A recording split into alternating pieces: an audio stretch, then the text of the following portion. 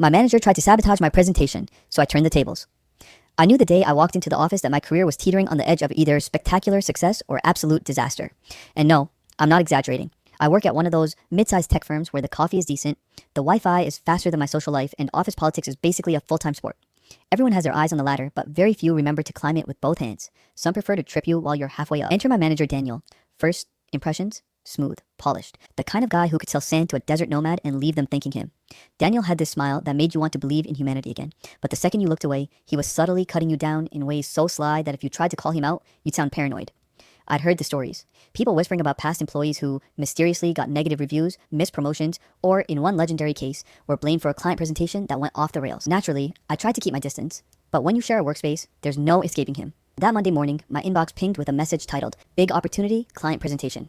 My heart sank a little, but also, let's be honest, my stomach did a weird little flip of excitement.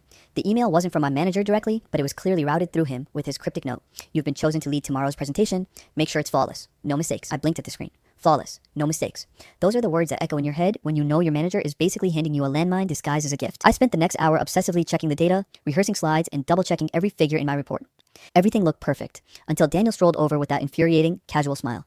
He leaned against my cubicle, arms crossed, and said, I went through your draft. Some of these numbers don't match the latest client report. Could be fine, but, double check." I froze. I had checked the numbers at least 5 times. Thanks, Daniel. I'll re-verify them," I said, forcing a confident smile. He nodded, satisfied, and walked away. But the lingering feeling in my gut told me that wasn't just concern. It was a warning. He wasn't helping, he was testing me. Or worse, planting doubt in my head. I sighed, tapped my pen against the desk, and decided I'd triple check everything. Better safe than ruined in front of the client. As the day wore on, I noticed little things. Daniel dropping comments in meetings like, "Are you sure that approach will impress the execs?" Or subtly questioning my workflow in front of the team. Nothing overt, nothing that could be pinned on him, but enough to make me second guess every decision. I started noticing patterns. Every time I made a small success, he'd cast a shadow over it. If I sent a report with correct numbers, he'd casually mention an alternative calculation method I hadn't used, just enough to make the executives think twice. I went home that evening, trying not to spiral into full-blown paranoia. But the more I replayed the day in my head, the more I realized Daniel wasn't just cautious. He was actively trying to undermine me. It wasn't maliciously loud or obvious. It was refined, manipulative, and almost artistic in its subtlety. And the worst part, I had no proof. Not yet. The next morning, I arrived early.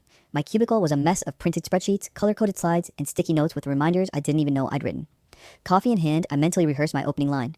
"Good morning, everyone. Today, I'll walk you through." I smiled to myself, a little nervous but determined. I wasn't going to let Daniel or anyone else derail me.